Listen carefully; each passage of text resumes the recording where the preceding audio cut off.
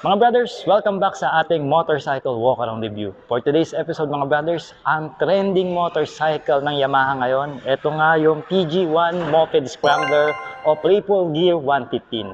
Mga brothers, tignan natin ang specs and features nito sa ating walk around. Kaya let's go! Sa go! Get ready. Drop the beat. Oh yeah. Oh yeah. Oh yeah.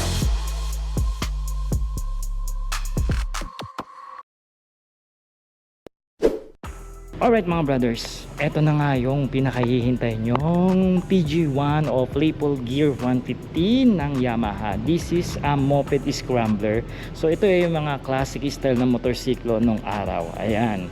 So ngayon kasi pag kami modernize na siya, kung tawagin sa kanya ngayon is underbone. Pero dati po, ganito po itsura ng mga underbone natin. Parang mga